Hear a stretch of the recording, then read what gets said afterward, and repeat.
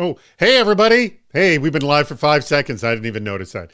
Hey, so here's how it's going to work. We're going to have our cold open as we do, as always. 1 minute. Ben and Michael will go back and forth going through the issues around essentially accepting risk. To what level accept risk, or the issues around risk. Gentlemen, are you ready? Michael, you're going to go first. We'll see how many you can do in exactly 1 minute. Get ready. Uncalibrated forecasts. Agreeing what too much is. Motivation. Thinking you have to fix it all. Different stakeholders. Not having your hopes crushed. Stochastic processes. You can always find more risks. Game theory. Prioritization. Differences in tolerances. Not enough resources. The board's long-term versus short-term view. The next media headline. Expert judgment. Subjectivity. Snake oil. Different audiences. Vendor evolution. Never enough time. GRC platforms. Reporting. Lack of reporting. 10 seconds. Explaining your progress. ETL pipelines. Quick. No obvious progress. That is it. How many did we get, Andrew? We have a new record at 26 total. It's a tie, 13 each. Very, very good. Congrats. Let's begin the show.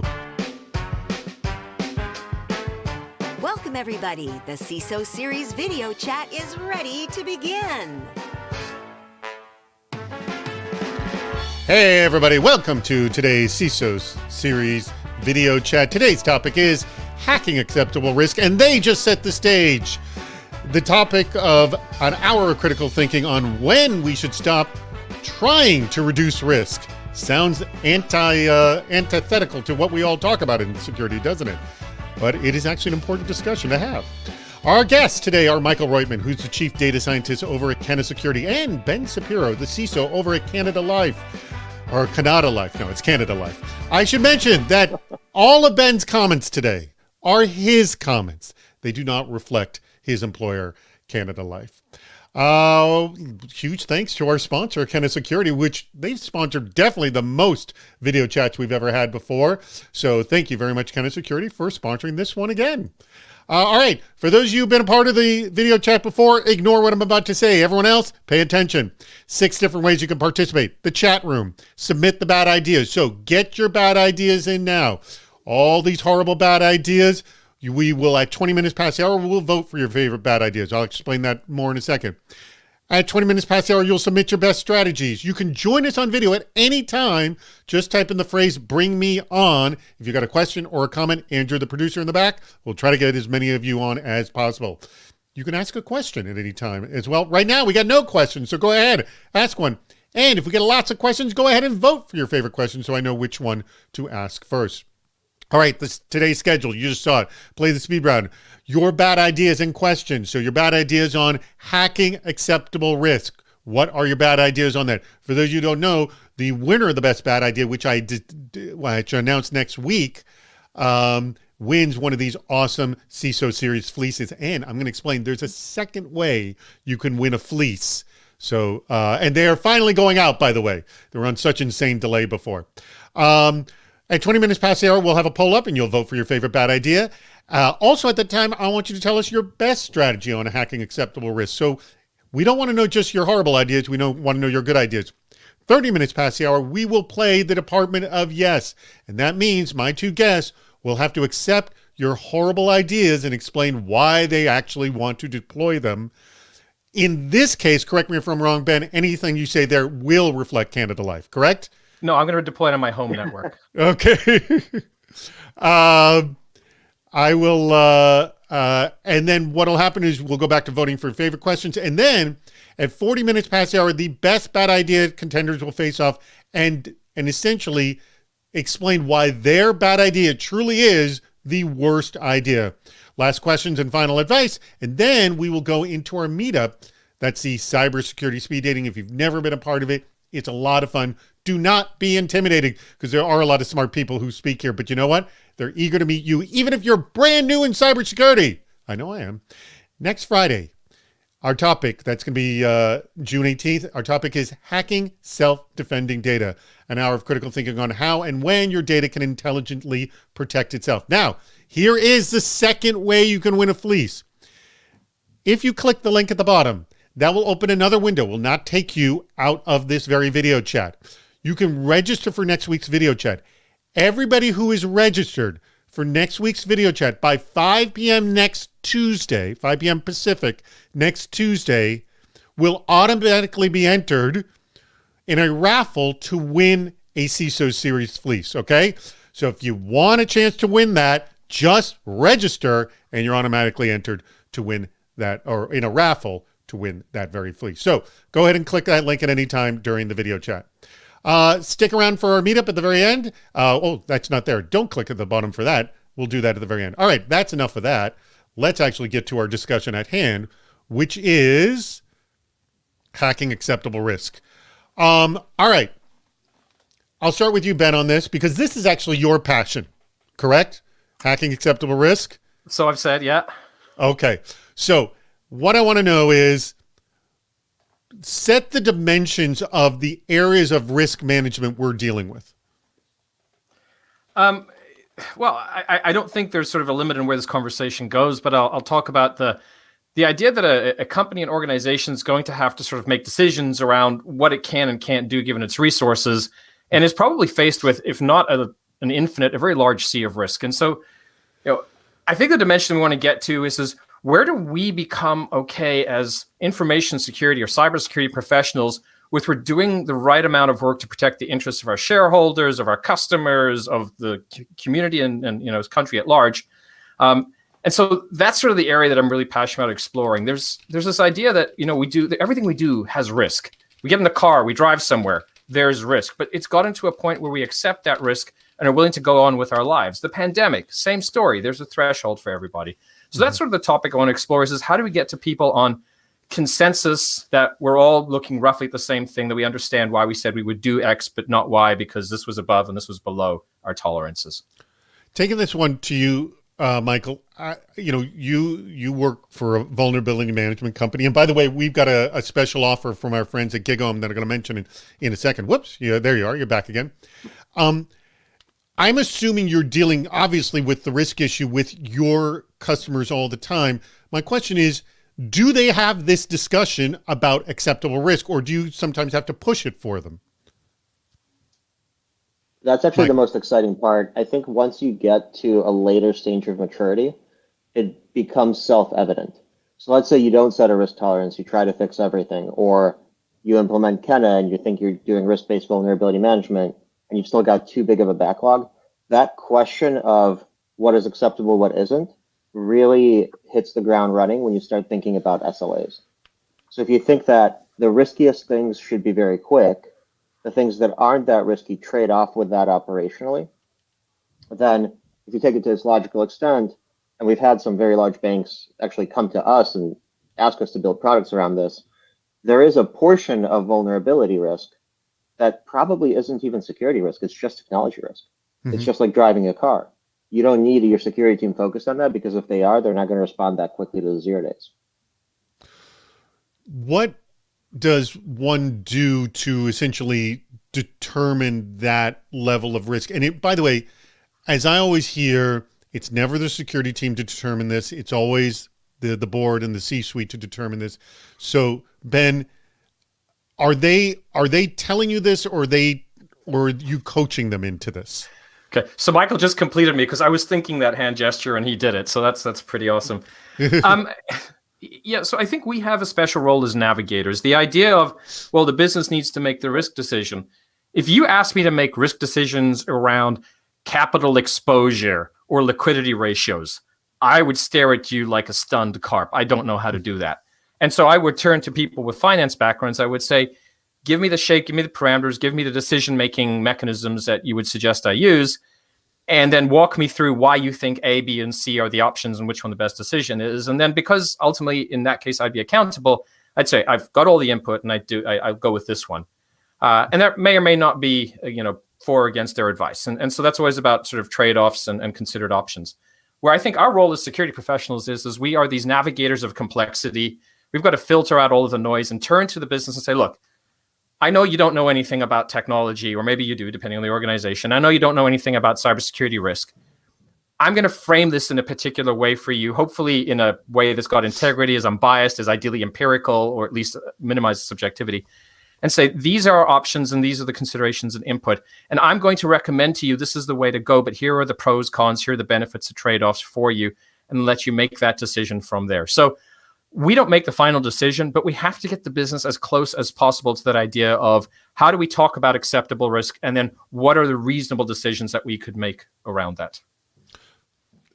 An awesome answer, by the way.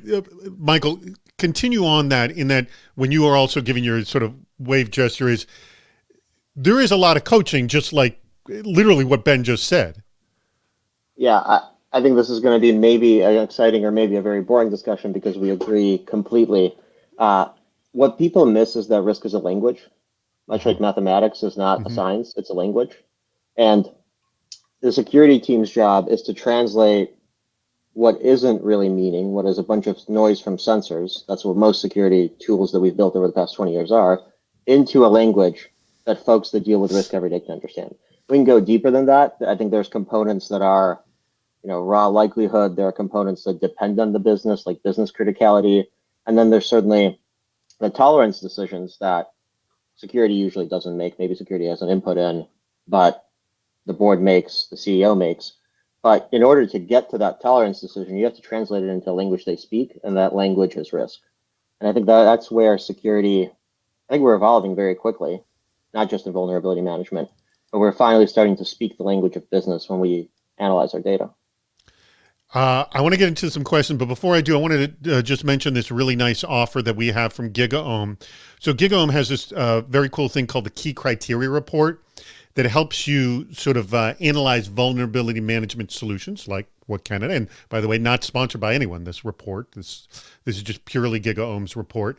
But if you are looking for vulnerability management solutions out there and you want a way to analyze them and take a look at them so you can essentially build a nice sort of program for risk management, you can download the report. Just go to gigaom.com/vulnerability and put in the coupon code of CISO series. It can be with or without a space, no capitalization, doesn't matter. And you can get that report. It is free for everyone here, and it's available till June 23rd. So Andrew, if you don't mind pasting that information in the chat so everyone can have it, that'll be great.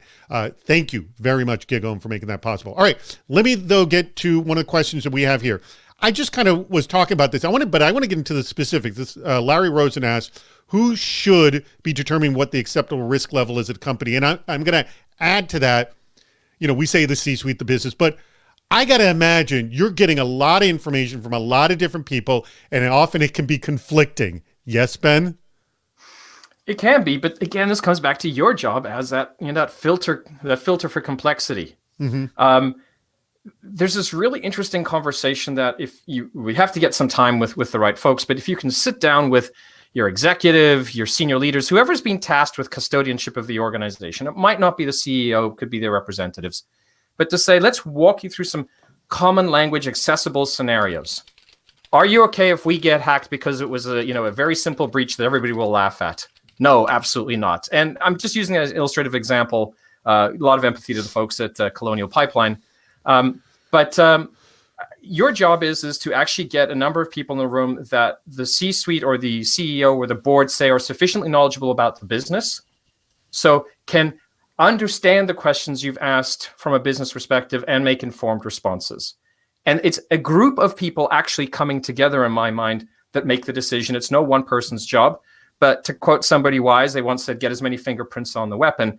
Ultimately, you're going to take that thing to somebody and say, look, this informed group, which was business people and architects and technology people, whatever the mix is, lawyers, yada, yada, yada, we're standing in front of you today saying we all agree that this is the right level. Here's how we came to that.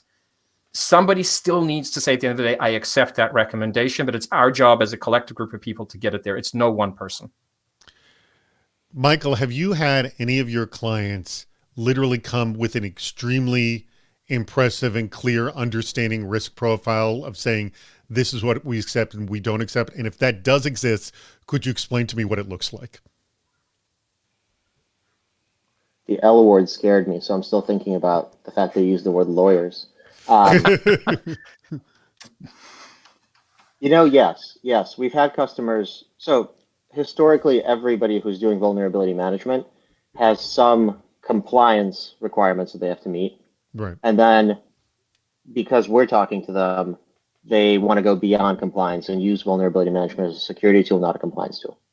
And I think in that shift, some determinations happen at the C-suite level about what is acceptable and what isn't acceptable, and about how much the investment should be to drive down to a particular risk tolerance.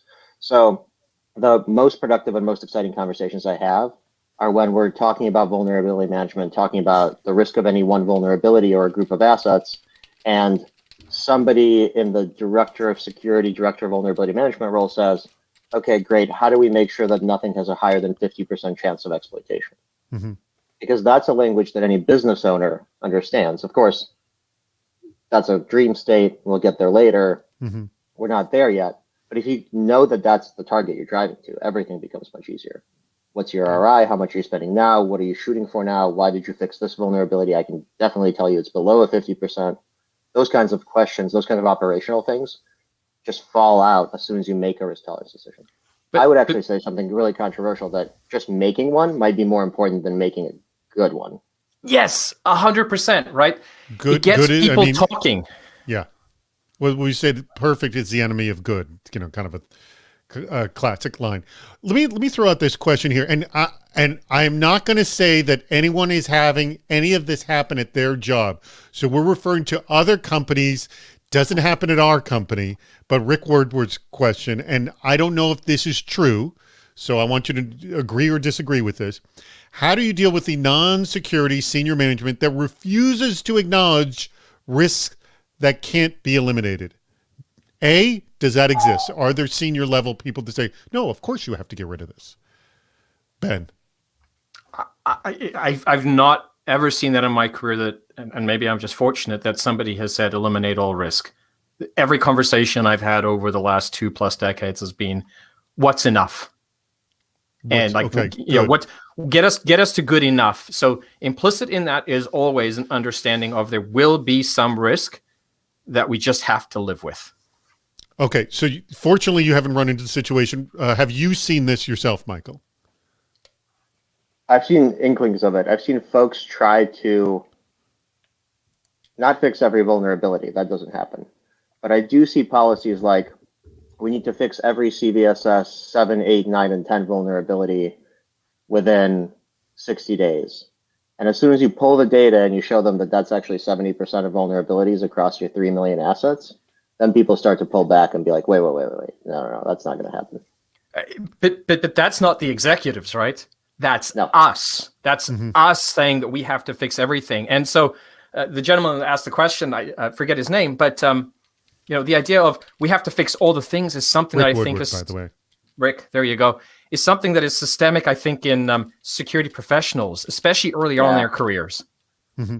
All right, 2 more minutes to get your bad ideas in for the poll, because the poll is going to be going up in 2 minutes. I do want to ask, this is a really good question that just came in from Steve. I don't know which Steve, but does the massive cost increases in organizational impact with breaches, I'm going to say the very recent breaches that we keep seeing in the mainstream news, and the ransomware, does that raise the bar on what is acceptable risk? Has that acceptable risk bar changed, Ben? Oh, I think that organizations that have embraced the idea of acceptable risk and had real conversations internally about what they will or won't accept would have already contemplated a scenario like that. Not that exact one, but a scenario that has parameters like that, because they probably would have had conversations along the lines of, well, if we had a cyber event, an unspecified event, it doesn't have to be, ransomware versus data loss or DDoS, that cost us $10 million.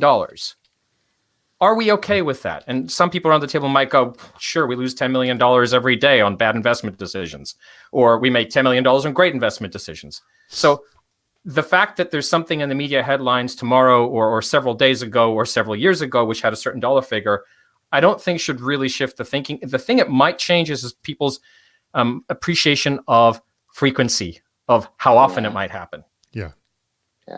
People are also Adding really to that, bad Michael? people are just really bad about thinking about what a statistical distribution looks like. So maybe in the days when the Home Depot and Target breach were novel to the everyday business owner, we thought it was a normal distribution of loss and risk. Mm-hmm. But the financial industry never thought this way because, to your point, they know that investments don't follow normal distributions. There's, a fat tail of risks there. Why wouldn't there be a fat tail of risk in security? Mm-hmm. So I think what's actually happening is these events and the acceleration of ransomware has certainly accelerated some malware trends, brought it more to the forefront. NPR talks about what we do now. They used to not talk about it. Those things have made people realize how unbalanced the distribution of losses is and has maybe started a risk discussion, but I don't think it's changed the tolerance. I think, if anything, it's changed what we measure and what the inputs are, or the urgency of measurement. Let me remind everybody, the link at the bottom of the screen is to register for next week's video chat. And if you register now or before Tuesday at 5 p.m., you're automatically entered to win, to be in a raffle to win one of these awesome fleeces. And again, repeat winners get an Amazon gift card. All right. Let me also remind you that the poll is live. Please vote for your favorite bad idea in the poll, because we will be playing in just 10 minutes, a little less actually, the Department of Yes. And now at 20 minutes past the hour, we do want to know your good ideas. So what are your good ideas, your good suggestions around acceptable risk? And make sure you type the word good idea or good strategy : so we know it's a good idea and not a bad idea, because sometimes we're a little confused. I saw the intern one and I thought that was a good idea, but apparently it was a bad idea. So with in the chat window, I didn't see. Blame the interns. I thought that was a great idea. Oh no, I love that. I love blaming interns. There were other. Neil Saltman had just a good one about just making. I thought it was a great idea of just giving everyone admin access. So if anything happens, you blame it on the individuals because they all had admin access. When I was a little child, I saw Marcus Raynham talk. And memories. It was about whitelisting, and all of those ideas that he was talking about were like, essentially these ideas are like, let's do the dumbest thing possible because it'll force us to do the smart thing later. By the way, that's a good sort of philosophy for playing the Department of Yes game in general. It's kind of the idea of the chaos monkey theory, that what Netflix does. Let's constantly cause problems so we can get ourselves better. It's a great idea. All right, let's go to another question here. And again, we want your good ideas. From Richard Yu, and I forget how to pronounce your last name, but we're going to go with Richard Yu. I have pronounced in the past on the podcast. Risk tolerance, risk acceptance. How can this be communicated to the C-suite as two different concepts from a cybersecurity point of view? That's an interesting one. Ben, you want to take this one first? The difference between risk tolerance and risk acceptance. Well, I think for me, risk acceptance is really a process where you're shining the spotlight on something to say, hey, we have a risk. We can't deal with it in some reasonable time frame to bring ourselves within line with our corporate standards or in line with our risk tolerance. Therefore, we need you to specifically sign off on this and say you accept. Versus risk tolerance is sort of these guiding thresholds that would tell us about how we need to plan our work, our remediation, and also give us clues and insights into, well, these things over here are obviously too much, so we absolutely need to fix these. These ones maybe we can defer on the backlog. So one is more, I'll call it a data that drives a lot of decisions. The other one is a clear process around making the executive or leadership, whoever it is, aware of what they're taking on.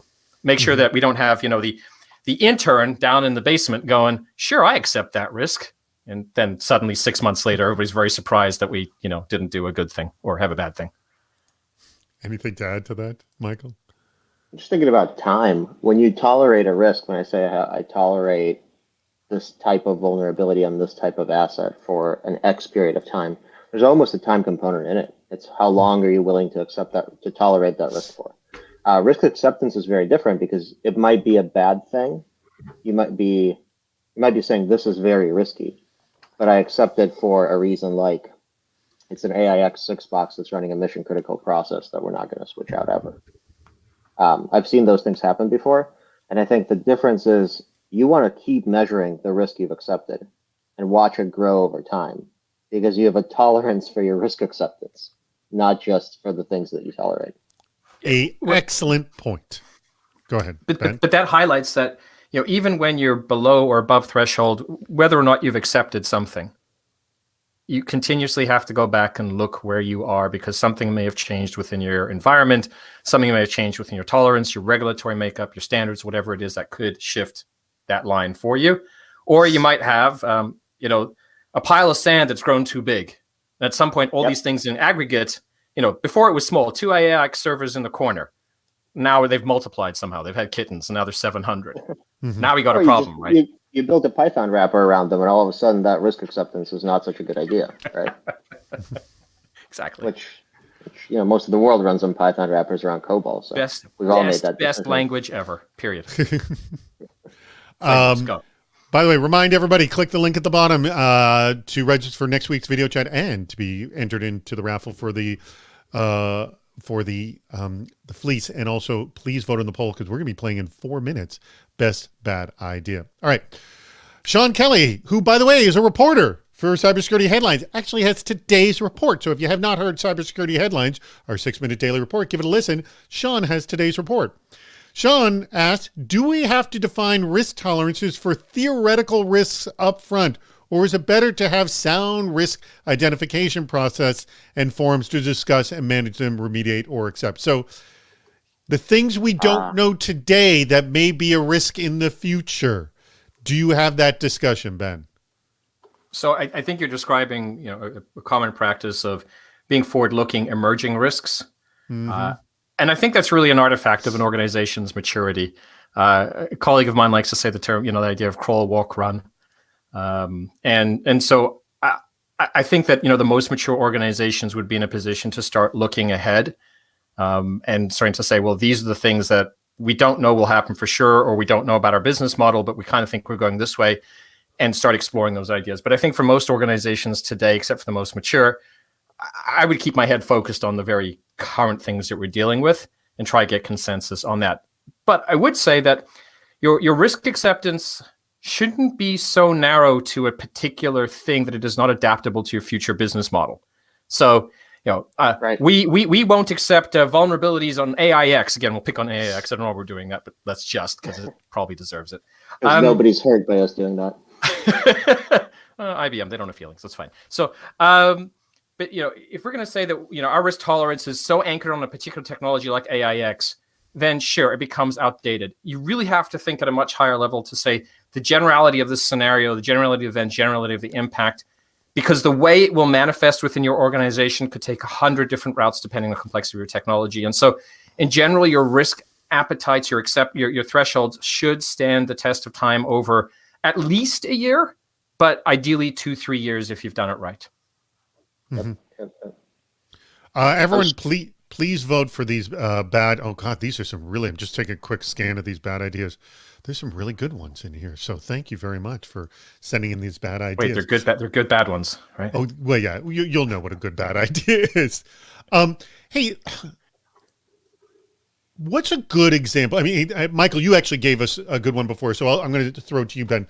What's a good example of a risk that the business accepts, Ben? Wow.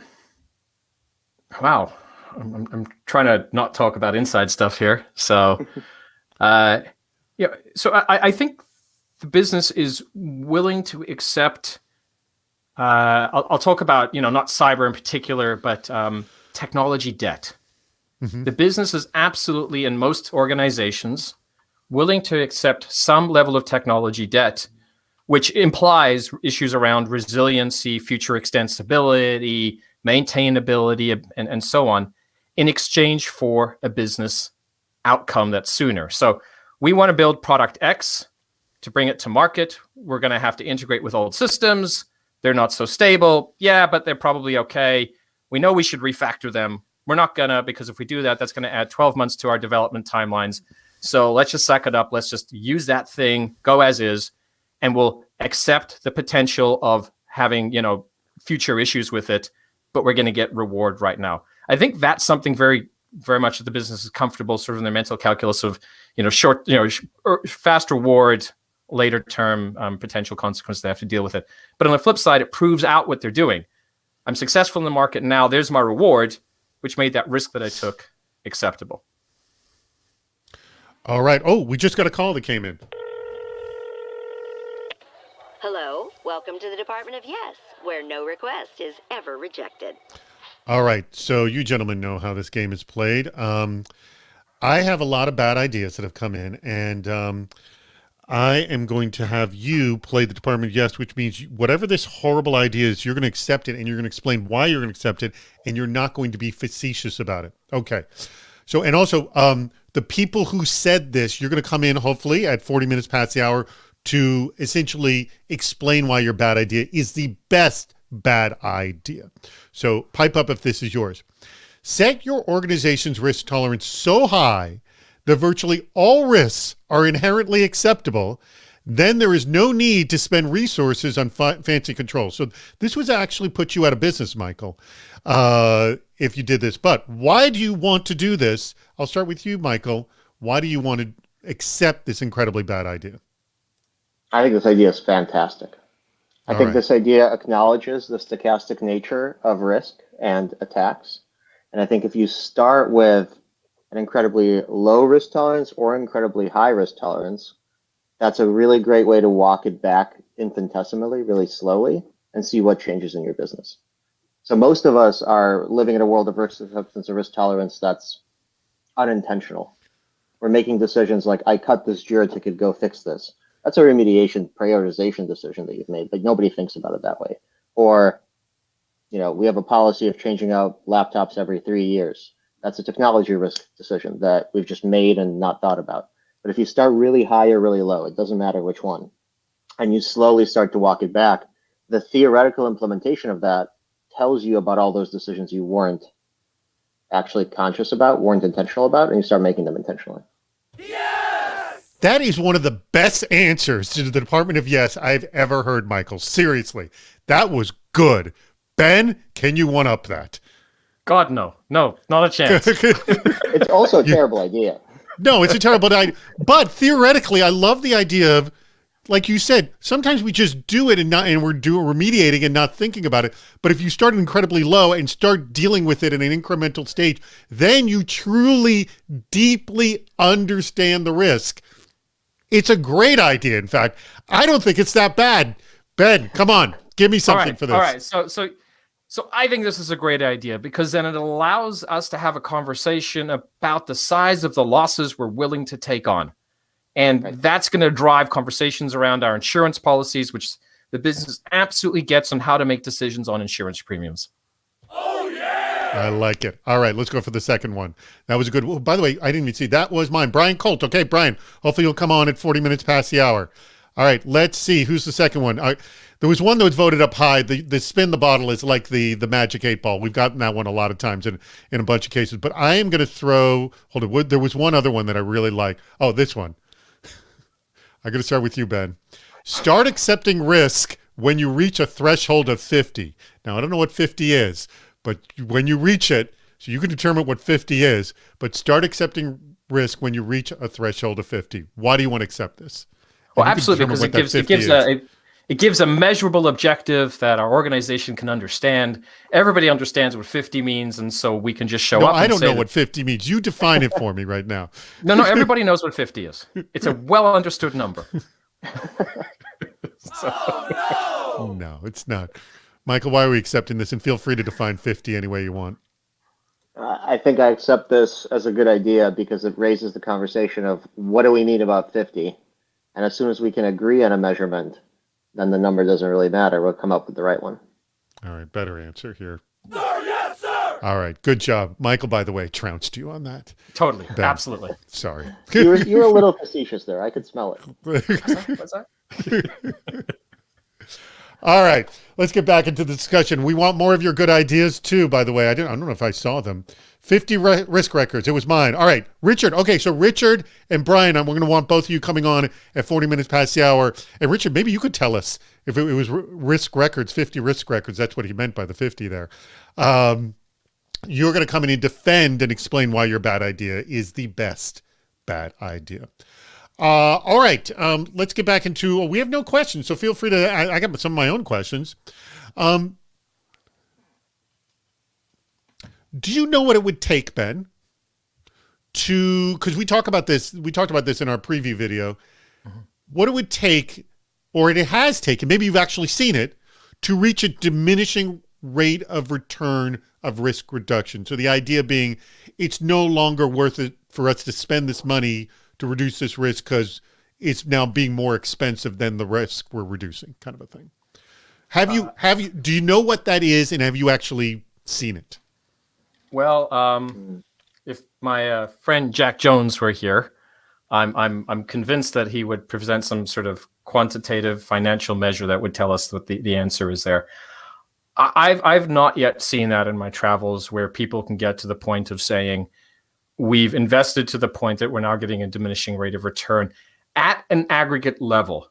I think on the individual subject matter, when you're looking at a particular class of issue, so maybe authentication, I think people are well positioned to then say in that locality, I can determine that the next thing that I might do in this isn't going to necessarily improve things much more.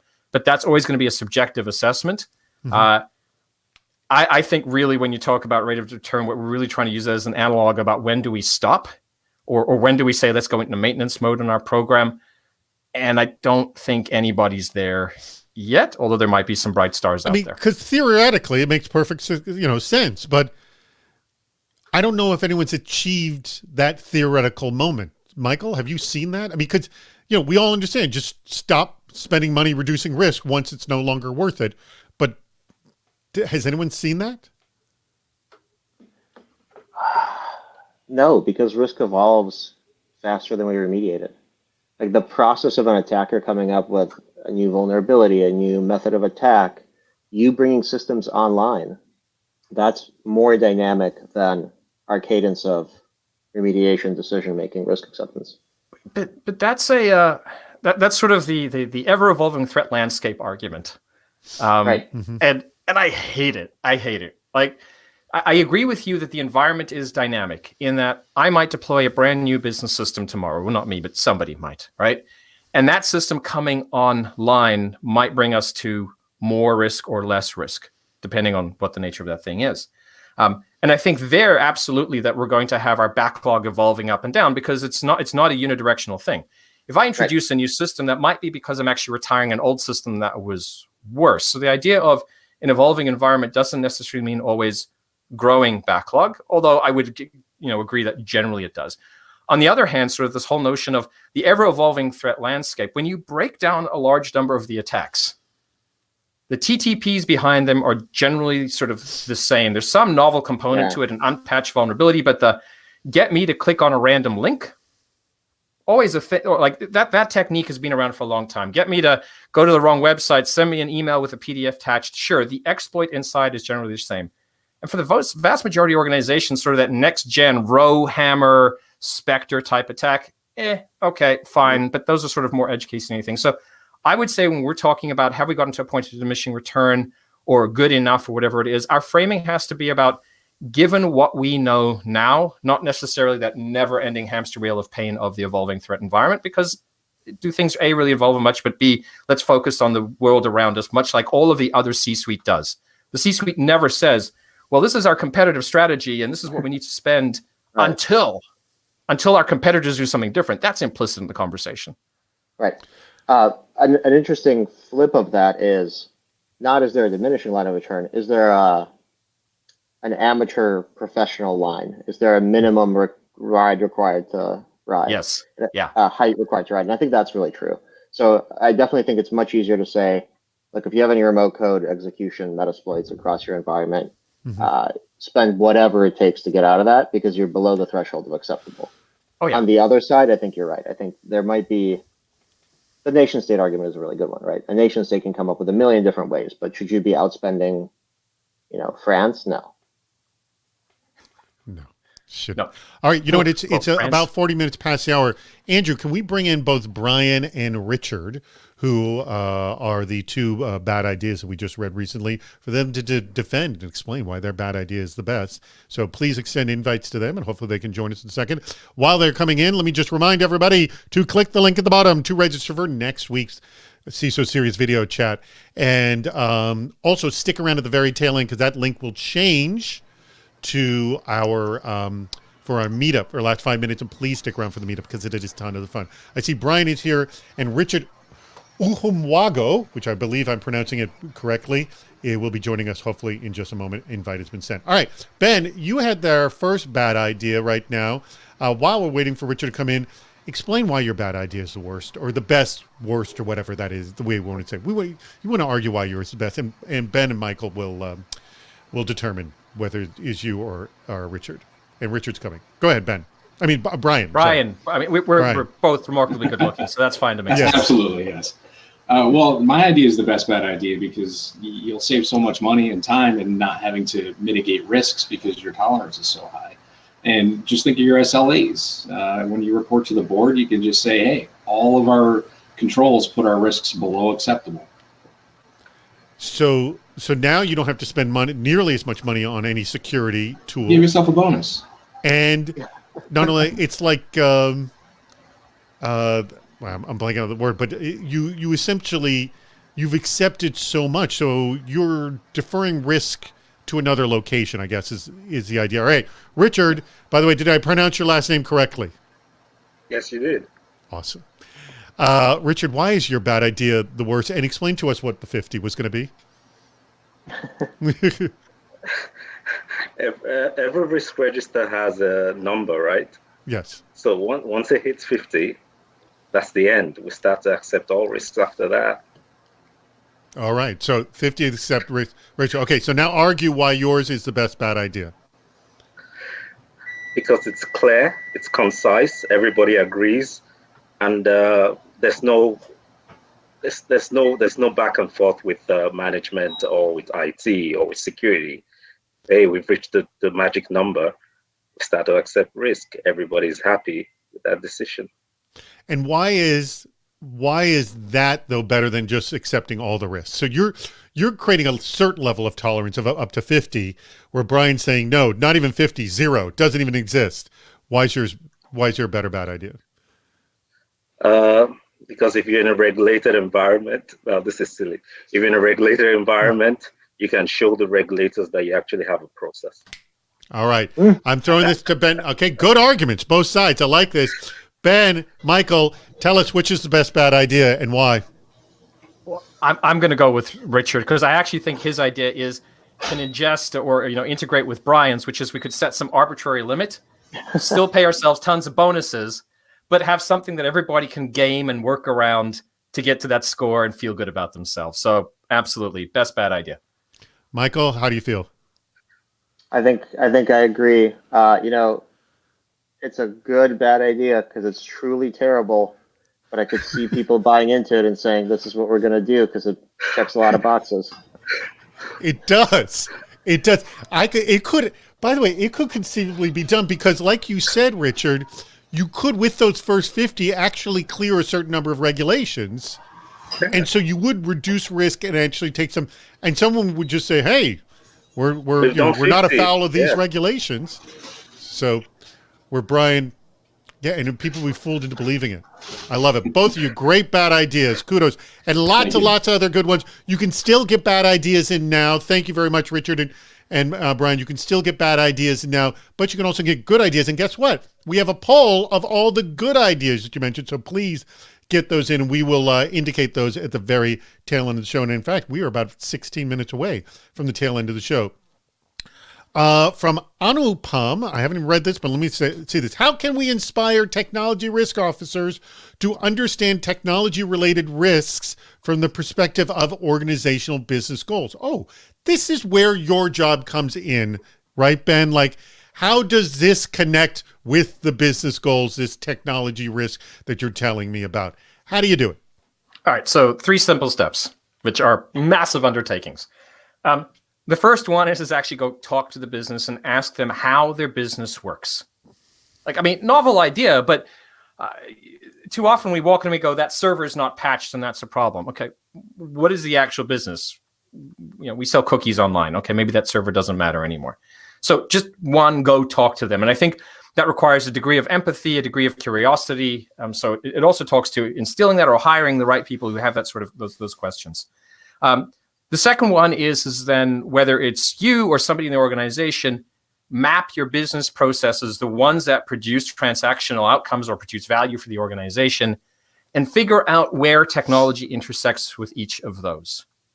And then when you've got that, now you can then say, right, I understand how the business makes money, I understand how these processes make it go. So now I can, when I find a particular technology risk, a cybersecurity risk, I can link it all the way back up to that key business objective. So, by example, we sell cookies online. Okay, great. We want to sell the most cookies in the world. So you need highly available systems, yada, yada, yada. Right. What are our processes? We have a cookie ordering system. It goes like this. And this is where it hits the server. There's a risk on that server. Boom, boom, boom. I can work my way back up. And in fact, we have one of the good ideas here that's being voted up well that speaks very much to this. Correlate technology risk with business risks, especially when communicating with the C-suite. Please speak up if that was your good idea. Throwing this over to you, Michael, same exact question. How do you explicitly explain this sort of technology risk to the activity in the business environment? Or I'm sorry, I was reading somebody else's question. I'm sorry. How do you explain the technology risk with respect to the perspective of organizational business goals from Anupam? Go ahead. Yep. I really love the FAIR methodology, the FAIR taxonomy. Mm-hmm. So I think it plays really well here. Technology risk is more of a likelihood question than an impact question. And of course, depending on what the business process is, to Ben's point, and who's doing what, like if it's a hospital, a DDoS attack is probably more important. If it's a website, maybe not as important. If it's a mission critical website, maybe more important. There's caveats there. But ultimately, technology risk can output a likelihood or a probability. Mm-hmm. And business process, business outcome is very much an impact calculation. It's not always that black and white and they spill over, but if you can keep the two separate in your head and try to think of technology as a likelihood impact, it becomes much more explainable to business executives. It also becomes, analogies are really powerful. I really like to think about a very large coffee roaster that's a client of ours, and they have coffee roasting machines that they think of as technology risk. If one of them fails, if it needs a new gear, if it needs a new piston, that's a technology risk. Mm-hmm. The likelihood of that happening is something that they measure, they think about, and they plan for their business continuity. The likelihood of your digital systems going down is much the same. It's just that you don't understand the machinery quite as well as the security team does. One of the good ideas came in here, and I'm going to ask you, Ben, if you actually do this in terms of when you look at other financial institutions that are having real world problems, have public breach announcements and things like that, or any other sort of industry that's similar. Do you tie risk to real world fiscal losses using examples of businesses in the same sector? And again, this is whoever's good idea that is, please pipe up. Ben. So I won't speak to specifics about how we do things inside our organization, but I will say that every time there's a event that is sufficiently public or included in a collection of data, that goes back to what Michael spoke about earlier. It's improving our understanding of the distribution of loss events. So okay. I'm personally, and this has been this way for years, very loath about we just saw a Colonial Pipeline, therefore da-da-da-da-da-da-da.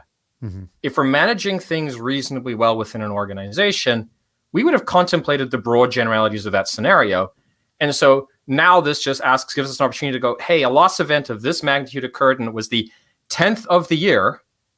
Does that inform our models internally to say this is a more or less likely event? This helps validate whether or not our thresholds are correct. And generally, sort of it is reinforcing data, but sometimes it's information that makes you adjust the bar upwards or downwards, depending on your sophistication. And let me ask you this, because I remember after the Capital One attack, I ran into a friend of mine who worked at a very, very large bank that we all know.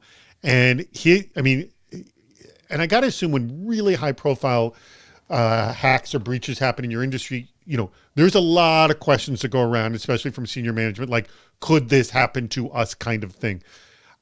Is it then your job to look at your situation and say, this is why it will happen or won't happen because this is how the hack happened, and we sort of accepted that risk or didn't accept that risk, and we mitigated it this way, that way? I mean, like, are you then creating a report for them, Ben? Every CISO has that job of contextualizing the outside events for their organization and giving the organization either comfort or concern. And this again comes back to what is an acceptable scenario, an acceptable risk for the organization. So, several months ago, the OCC, Office of the Comptroller of Currency in the US, placed some significant fines against Capital One. And so this is in relation to certain breaches that occurred before that were public knowledge. And then people within the financial industry start asking themselves questions about, could this happen to us? Are we well guarded against it or not? And I think that's a very natural and normal thing to do. And you should do it because it gets attention because it's media headlines. But what I don't think you should do is let it knee-jerk and drive your program, because if it's not in your program today, okay, well, then think about when the right time to include it is. Don't just sort of scurry along and make it the next priority for your organization. We have found, I mean, I've talked to others, and you tell me, and again, I'm just going a little afield here in our discussion. The Verizon breach, the VBIR, Verizon breach incident report. I'm saying that was the I was looking for. Many have looked at that to drive their organization's sort of programming. How well planned are we to this report? Michael, I'll start with you. Are you a fan of the report? And do you see yourselves talking with your customers about building programs as to what that report says? Oh, absolutely. I'll tell you a story. When I was 21 and starting out in security, I had like a 2-week gap before I started my job, and Ed Bellis, our founder and CTO, just sent me every previous DBIR and said, if you read these before you start, you'll be in a good place.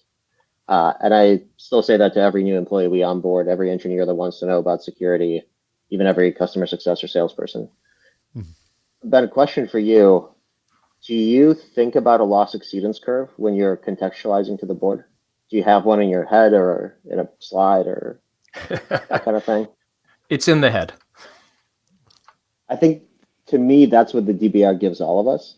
It kind of gives us a real distribution that you can look at with the data, but also an understanding of what the distribution of losses looks like. It reminds us that there are millions of losses that don't make the news and aren't in the millions of dollars. And that if we are protected against those are the high probability events. The high loss events are very low probability. And let's say a new one comes in, the board is reacting, they want to know where they are. Your job is to plot it on the curve and say, our program is built to handle everything up to here. This one is below, this one is above. If you want to get to preventing this, it's going to take this much more. Absolutely. One of my favorite operational risk methodology reports or publications was from about 2010.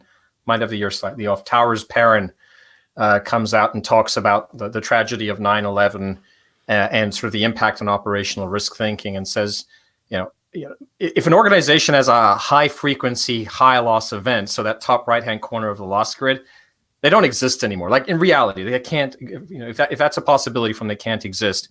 A lot of the stuff we would deal with from an operational risk, which is a superset of technology and cyber risk, is typically going to be on the high volume, low impact, and we should absolutely stop those. And then as we move our way up the curve, we also want to be able to stop some number of the high impact, very low frequency or likelihood, depending on how you want to profess these things, but not to accept not to be able to solve all of them, which is that exceedance concept you talk about. I would give a plug as well for, DBIR was for me growing up in security was foundational. Like, are you seeing this stuff? This is amazing. This is the first time that it's not that junk from Ponemon Institute. I'll go on the record to say that. But there's another research group out there, Scientia, and these are some of the team that did the original DBIR, and they published a report, I think it was a year or two ago, that actually looked at a bunch of insurance loss data, so claims for against cyber policies, and I was blown away around that because that really framed for me the typical loss values of large and small companies.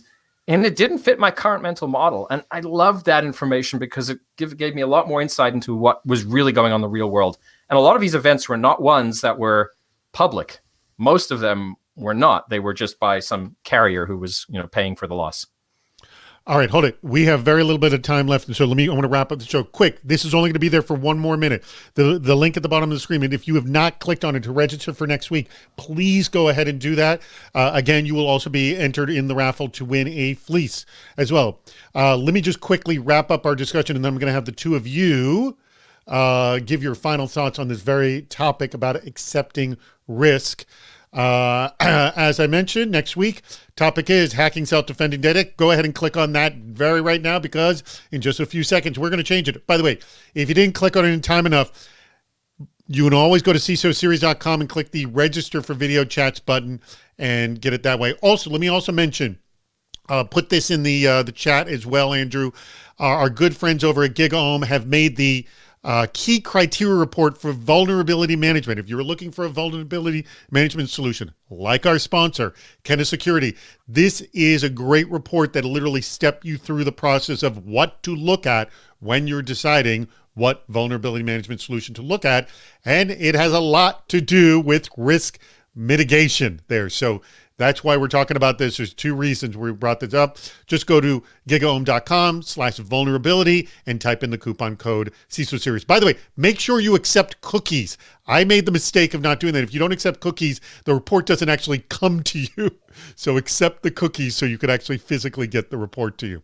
All right, with that being said, now we can change the link at the very bottom of the screen. Please join the CISO Series meetup for our impromptu one-on-one chats. We're going to do that at the very tail end of this. So you can go ahead and click on that link now and open up the window. So go ahead, click on the link now. It doesn't matter. Just have the other window open. Tell all your friends to join us. We do this every Friday at 10 a.m. Pacific, 1 p.m. Eastern, except before holiday weekends. So we'll be doing this next week, as I just mentioned. Huge thanks to our sponsor. Once again, Kenna Security, phenomenal sponsor of the CISO Series. We greatly appreciate that. Hey, would you like to sponsor a video chat? Guess what? We got some coming up next month. Email me at david@cisoseries.com. With that being said, we have just 3 minutes left. Michael, have you go first. Any last thoughts? Any offer you want to make about Kenna Security? Let's hear it on this topic. I really like this discussion because I think it highlights the need for a plan, not necessarily the best laid plan. And it also highlights the need for a risk measurement. I don't much care what kind of risk measurement you have. As long as you're measuring risk in some way, making a tolerance decision, making a baseline, and we don't want to exceed this, we don't want to spend beyond this, all of a sudden you're talking to the business almost by default. And any security team that talks to the business is more effective than one that doesn't. You know, I think that answer also says that you don't think Richard's bad idea is really that bad, because it is a plan, not a good plan, but it's a plan. I don't think it's that bad. I think it's comical, not bad. All right, Ben. I for a long time, as you know, in my security careers as a CISO, sort of had this anxiety around we've got to secure against everything. And, you know, for me, I'm starting to understand, not from cyber people, but from other risk professionals, the idea of acceptable risk was this moment where I began to internalize things really well. So it drove, as Michael said, it drove so many good conversations and continues to drive good conversations, because once you say we agree that there is this concept, okay, how do we define what's acceptable right now that we have some sort of consensus? Maybe it's driven by professional judgment. Maybe it's by some quantitative methodology like FAIR, whatever it is. It then allows you to frame all of your plans, all of your investment conversations, all of your decisions as being below or above some agreed line. And even if you start with just qualitative or scenario-based, that is absolutely fantastic as a way to go. One day you can get to 50 somethings and that sort of level of precision. So start somewhere, start with a conversation, and your program will improve. Your relationship with your business will be so much better. Can I give a plug out for some stuff? Please. Fantastic. So I check my LinkedIn postings in the next couple of days, because if you're in Canada or like earning Canadian pesos, we're going to be hiring for 3 AVP roles, AVP of Technology Risk, AVP of Information Security, and AVP of Security Technology. And so love to hire from the community. Check it out. Michael, are you hiring as well? Always hiring. You you and Cisco are now buddy, so I'm sure you're going to be hiring. All right.